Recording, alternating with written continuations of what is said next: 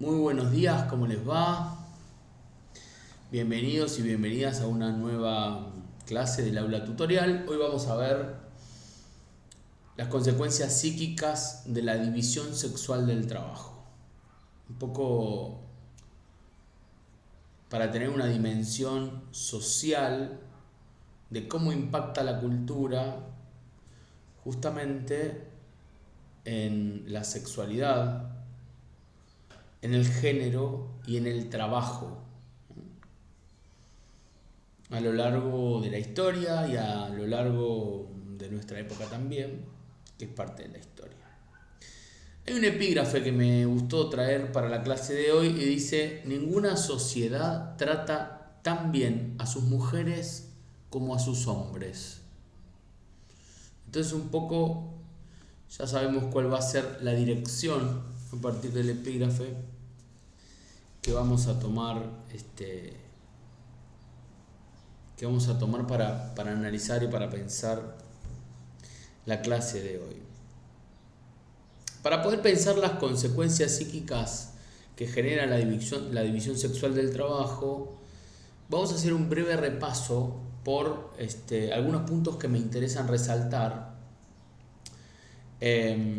fundamentalmente sobre lo que es género. Lo vamos a hacer desde un abordaje psicosocial, pero también psicoanalítico, sin dejar de analizar lo histórico de cada contexto.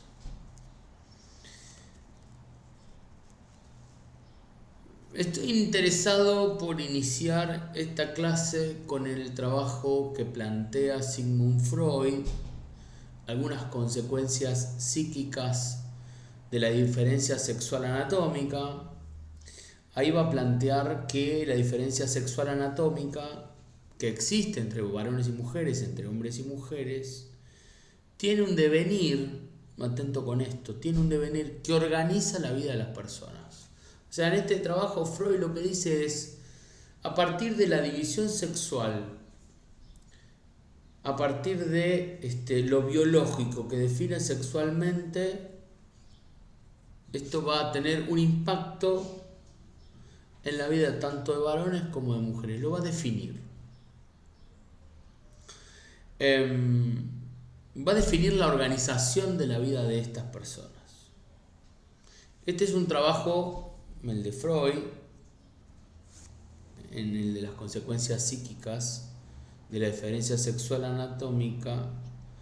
Es un trabajo que buena parte del arco feminista, de los movimientos feministas, eligen para señalar a Freud como un machista del patriarcado, aunque yo considero que es necesario comprender la época en la cual se desarrolla este trabajo, época en la que Freud desarrolla este trabajo, para tener un acercamiento de lo que Freud pretende mostrarnos con esto.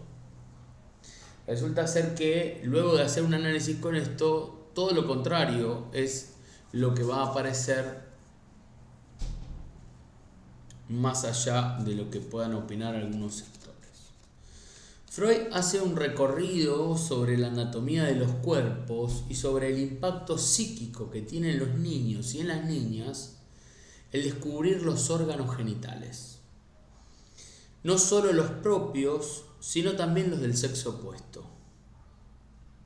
A partir de esto, Freud tiene una serie de reflexiones en las que manifiesta que esta diferencia sexual entre los que tienen pene y las que lo envidian será a partir de justamente el impacto que produjo tener o no tener un determinado órgano sexual. Hay alguna viñeta que traje que me interesa compartirla con ustedes y dice así: el nivel de lo ético normal, es distinto en la mujer que en el hombre. Que el super yo de la mujer nunca llega a ser tan independiente de sus orígenes afectivos como lo es el del hombre, que probablemente, dice Freud, la mujer tenga menor sentido de la justicia que el hombre y que la mujer es más reacia a someterse a las grandes necesidades de la vida porque es más propensa a dejarse guiar en sus juicios por los sentimientos de afecto y hostilidad, y que todo esto puede explicarse fácilmente por la distinta formación del superyo que se organiza a partir de tener o no tener pene, de tener o de envidiarlo. Les decía antes que todo esto debemos tomarlo en el contexto sexual que existía en esa época y también en lo que la sociedad esperaba o pugnaba. Estamos hablando de el año 1925, época de la moral victoriana, época que se caracteriza esta por la particular inclinación hacia la conservación de la especie humana.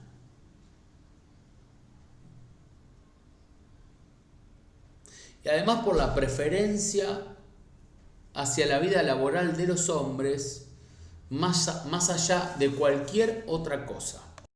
Enrique Carpintero, en una editorial de la revista Topía, la última revista Topía, que es la del año 2022, el número 96 del mes de noviembre, dice algo que me resulta muy interesante y lo traigo aquí textual. Dice: Freud y su época. Les recomiendo la lectura de este artículo que se llama El complejo de Edipo como continuidad entre el campo del deseo y el campo de lo socio-histórico-político. Lo pueden encontrar en internet en el link de la revista Topía. Dice Enrique Carpintero: la época victoriana fue el periodo de máximo esplendor del Reino Unido de Gran Bretaña, que lo transformó en una potencia debido al desarrollo de la Revolución Industrial. Corresponde al reinado de la reina Victoria I entre los años 1837 y 1901. Sus efectos políticos y culturales se trasladaron al resto de Europa, en especial a la Viena del Imperio Austrohúngaro. Fue una época de grandes contradicciones, donde encontramos un optimismo por el avance de la modernidad y por otro lado, dice Carpintero, la pérdida de valores que se trataban de recuperar con una rígida moral. Las normas de la sociedad respondían a un código moral estricto en el que la sexualidad se había transformado en una obsesión, ya que sus manifestaciones debían ser evitadas. No solo en público, sino también en privado. Sin embargo, esta represión de la sexualidad basada en los principios puritanos se alejaba de las prácticas cotidianas de las personas que en secreto sostenían otros valores, la doble moral. Un poco para pensar también que cada época produce sujetos orientados de una determinada manera, producto de la represión que ejercía la moral victoriana, fines del siglo XIX hasta mediados del siglo XX, la producción de sujetos que la época resultaba eran histéricos, histéricas e histéricos, ¿no? Sujetos que reprimían la sexualidad y después sintomatizaban en el cuerpo. Digo esto porque el trabajo que les contaba de Freud, algunas consecuencias psíquicas de la diferencia sexual anatómica, produjo un escándalo en el ámbito de las ciencias en 1925, particularmente en el ámbito de la medicina, porque generó una ruptura de lo que se venía sosteniendo, que era el modelo biologicista del sujeto, que no intentaba, el trabajo de Freud no intentaba, produce un escándalo porque no intentaba describir lo que es la mujer cosa que hasta ese momento se venía reproduciendo fundamentalmente desde el ámbito científico.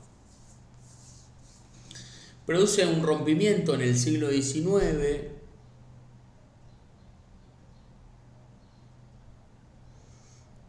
porque la diferencia sexual anatómica y la idea de que la mujer estaba más cerca de la naturaleza que el hombre va a ser contrarrestada por lo que Freud desarrolla como la pulsión. O sea, Freud en el desarrollo de la pulsión desecha lo instintivo, poniendo a la sexualidad más cerca de lo simbólico, más cerca de lo cultural, más cerca de lo que es la sexualidad como una construcción subjetiva.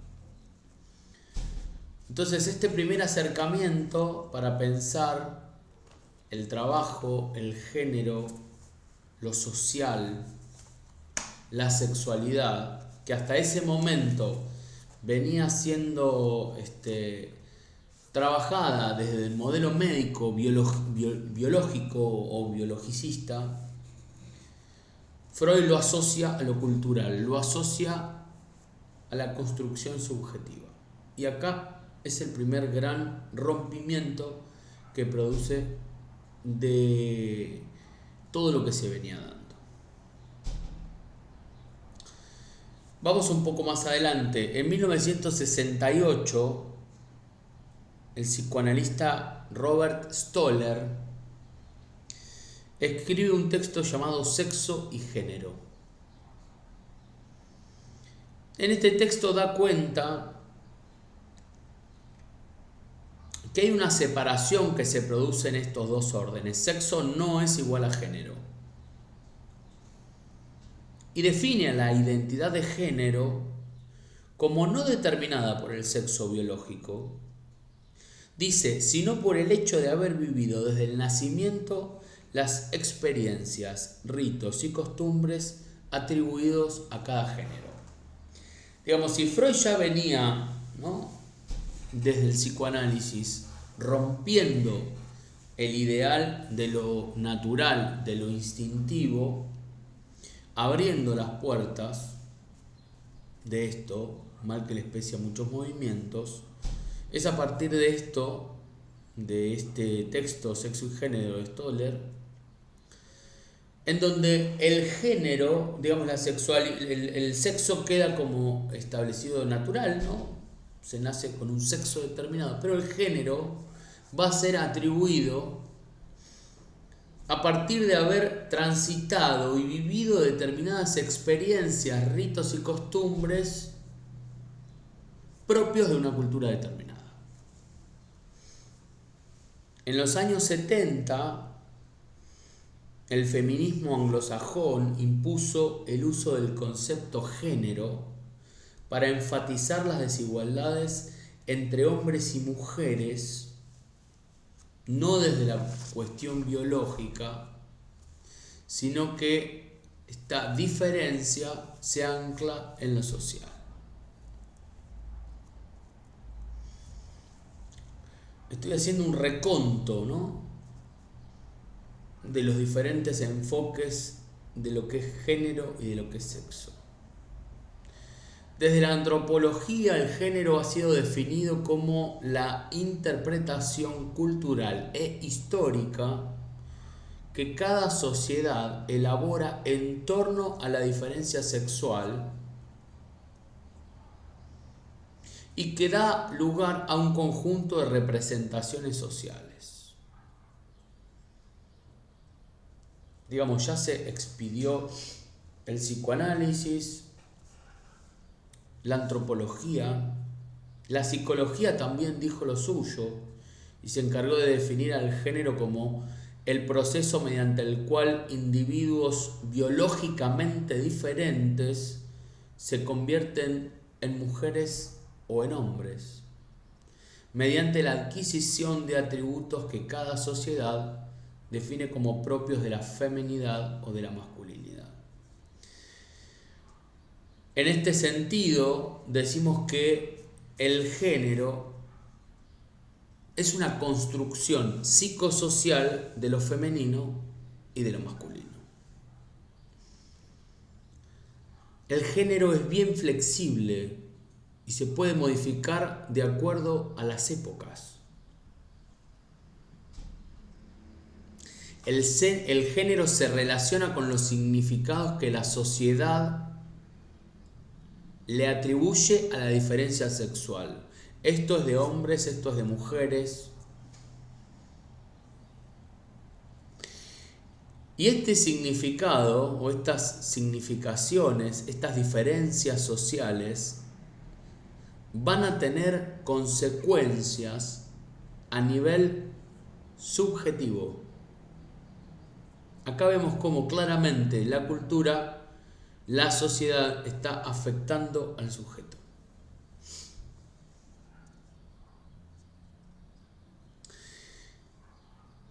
Desde la perspectiva psicológica, el género es una categoría en la que se articulan tres elementos básicos: la asignación de género, la identidad de género y el rol de género.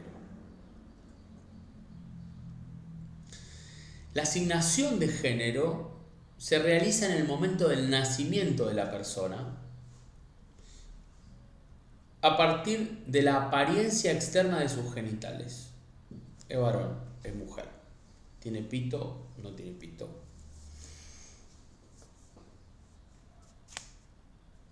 La identidad de género es el esquema ideo-afectivo más primario de todos, consciente e inconsciente, de la pertenencia de un sexo y no al otro sexo. Se establece más o menos a la misma edad en que se adquiere el lenguaje, entre los 2 y los 3 años, y es anterior a su conocimiento del sujeto de la diferencia sexual anatómica. Esa es la identidad de género desde el punto de vista psicológico. Y el rol de género es el conjunto de deberes, aprobaciones, prohibiciones y expectativas acerca de los comportamientos sociales apropiados para las personas que poseen un sexo determinado.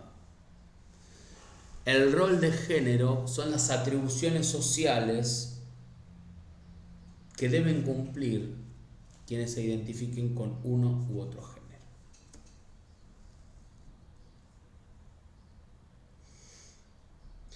Resulta además un elemento que estructura un conjunto de relaciones sociales.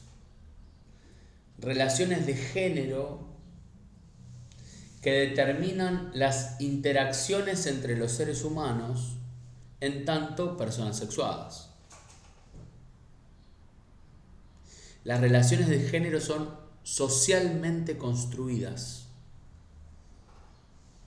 y por lo tanto son transformables. Por eso decíamos que el género es bien flexible.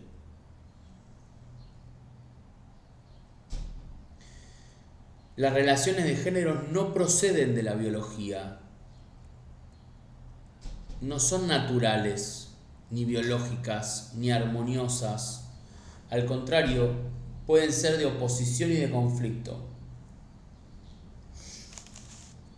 Foucault, el filósofo francés, señala que a partir de la revolución burguesa, la familia nuclear, el grupo primario conocido por nosotros, confisca, dice Foucault, la sexualidad de hombres y mujeres, limitándola a la seriedad de la función reproductora. Ya habíamos, bueno, la revolución burguesa es la revolución francesa, ¿no? Ya habíamos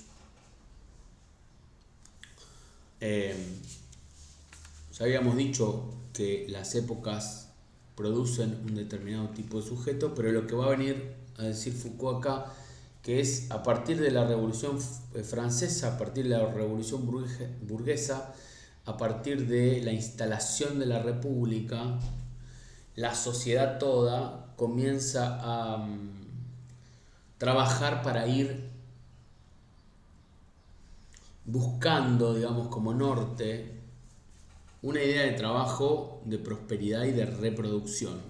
Entonces, de la época más sexualmente abierta que se venía previo a la Revolución Francesa, como podemos pensar en la Edad Media, más adelante vamos a ver cómo se ejercía el género y la sexualidad en la Edad Media, se pasa a la revolución, a la época victoriana, ¿no? Que produce otro tipo de sujetos. Plantea Foucault cómo hasta el siglo XVII existía una cierta apertura a la desinhibición respecto a la sexualidad, había cierta tolerancia a las transgresiones y era evidente que existía una permisividad para expresarlas. Pero ya en el siglo XIX surge lo que Foucault llama las noches monótonas de la burguesía victoriana, donde la única sexualidad reconocida y aprobada socialmente pasó a ser la sexualidad utilitaria y fecunda. Pueden tener sexualidad para reproducir a la especie, mientras que, como les decía antes, se venía de una época en donde la Edad Media, orgías, incesto, todo eso, ese tipo de transgresión social estaba permitida. La época de Julio César, teniendo relaciones sexuales con su hermana, con sus amigos, amigas, ¿no? Había una libertad expresa, manifiesta, que cambia drásticamente porque en la época de la moral victoriana se comienza a utilizar, post-revolución francesa, burguesa, la sábana nupcial, por ejemplo, que era una sábana blanca que tenía un orificio y a través de ese orificio las parejas tenían que tener relaciones sexuales. O sea, la idea era únicamente que el hombre fecunde a la mujer para que ésta reproduzca. Recuerden que estamos pensando de qué manera todo esto, sexo, sexualidad, género, afecta a la división del trabajo.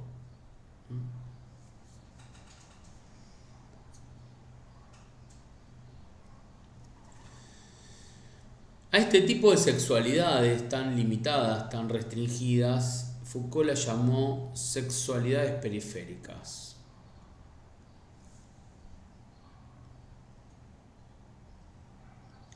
Bajo el régimen de poder, del poder sobre el saber, se ha vivido toda una historia de represión, fundamentalmente sobre el saber sexual, que forma parte del orden burgués, en donde el sexo, dice Foucault, se reprime por ser incompatible con la nueva moral social que representa ni más ni menos que la ética del trabajo. La relación entre sexualidad y cultura y sexualidad y género es una relación en la que confluyen el psicoanálisis, la psicología social y diversas teorías que se han expresado sobre el género. Si tomamos como referencia a Foucault en el ámbito de la construcción de la sexualidad, se expresa un fenómeno relacionado con el saber sobre el sexo. Para Foucault, el discurso de la sexualidad se ha instalado en los tres últimos siglos como un mecanismo de poder, por lo que la sexualidad humana pasa a ser un asunto de vigilancia y de control. Para Foucault, la sexualidad es un dispositivo de control, una manera de controlar la cultura, las sociedades.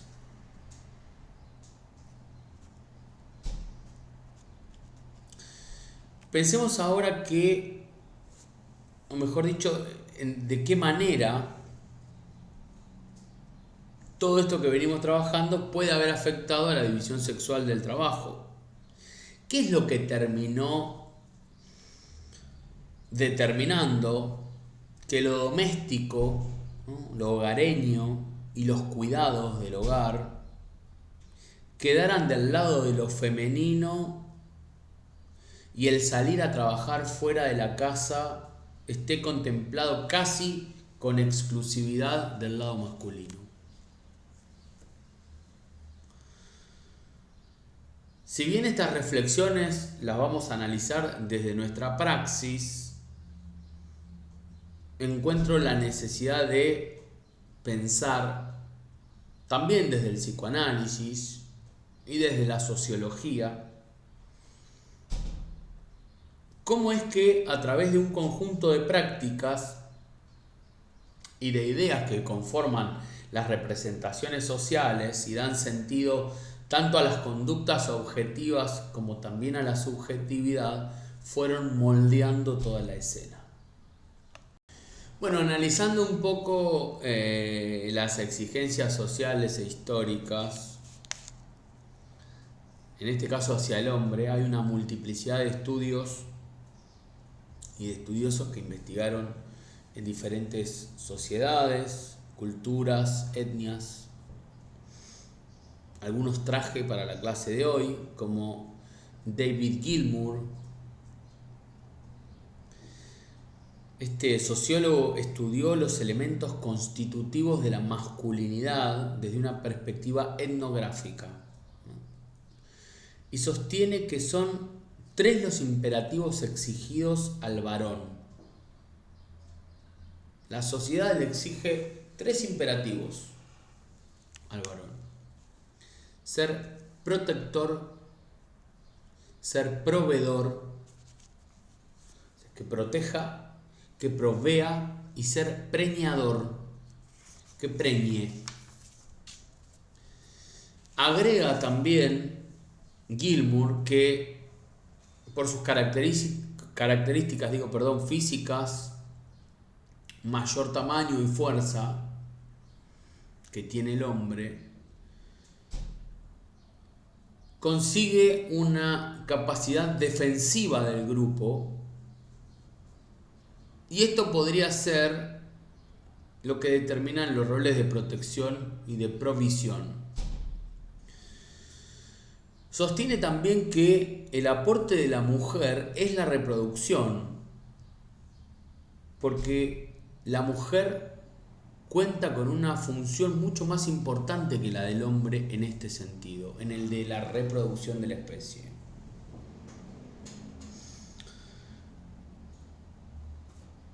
Y que la mujer, producto de tener esta responsabilidad, entre comillas, reproductiva, se la ha considerado y se la ha ubicado desde una responsabilidad biológica y moral. Es posible que quizás esto, dice Gilmour, no se haya configurado nunca como un trabajo formal, trabajo debidamente remunerado, el hecho de quedar del lado femenino la cuestión de los cuidados domésticos, por ejemplo, Pero esto podría ser un primer acercamiento de las cualidades biológicas que impactan en la relación de género, la relación entre sexualidad y género. Esto respecto del desempeño del varón y de la mujer dentro de los grupos. Podemos inferir también que el hecho de no arriesgar la reproducción de la especie haya sido quizá una de las argumentaciones para trabajar el tema que estamos trabajando hoy. El hecho de no arriesgar a que la especie pueda sucumbir por cuestiones de que la mujer está fuera de la casa o no está debidamente cuidada, haya sido la argumentación necesaria para que todos los cuidados domésticos, como hablábamos hace un rato, queden del lado del hombre. Sería más o menos, bueno, no, vos tenés que reproducir, vos tenés que asegurar esto porque tu función biológicamente está más determinada, sobredeterminada que la del hombre en este sentido, entonces vos te quedás acá. El hombre que tiene más fuerza, le pedimos otra cosa, ¿no? Algo así como para poderlo pensar. Hay todo un reconocimiento social histórico en relación al varón y a la provisión y a la preñez. Por ejemplo, varón deriva del latín vir, que significa viga. Según un texto de Eduardo Müller que se llama ¿Qué quiere un hombre?, el hombre para los romanos era la viga que debía sostener la casa con su propio trabajo, con el sudor de su frente viril, dice Müller. Por eso, la pérdida del trabajo, quizá, podría significar la pérdida de la virilidad para el hombre, para el varón. Algo de la condición del hombre se pierde con la pérdida del trabajo. Estamos haciendo un reconto, un análisis de la relación entre género y trabajo y la división sexual del trabajo. Entonces hasta aquí, pensando con estos autores desde lo histórico, el lugar que asignan socialmente tanto a hombres como a mujeres, la mujer por su mejor capacidad reproductiva es el lugar de no arriesgar, so pena de perder la posibilidad de la reproducción del linaje, mientras que el hombre es quien debe salir a buscar el sostén fuera de la casa. También podemos pensar que el concepto de hombre tiene una doble oposición.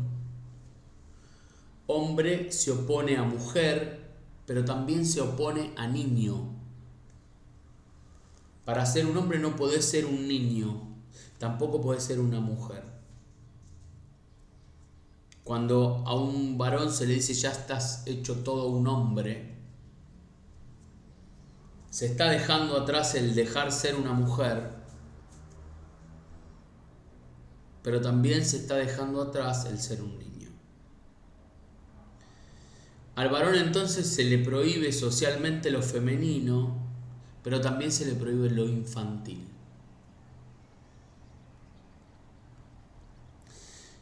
El modo más cruento que tiene la cultura de castrar a un hombre se expresa así: deberás renunciar a la sensibilidad femenina.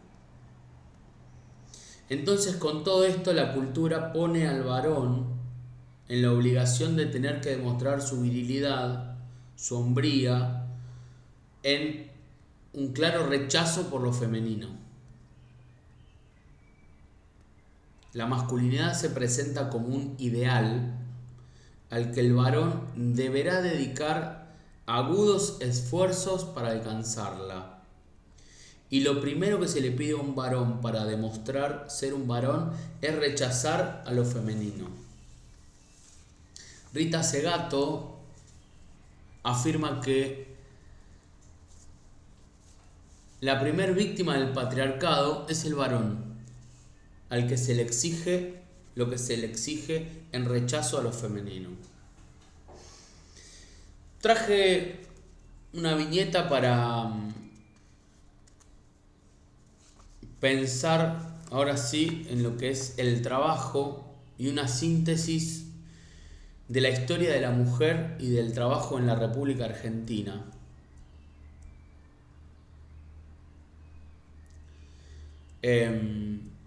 Muy interesante para pensar cómo es que en nuestro país y probablemente en América Latina haya funcionado esta instancia, ¿sí?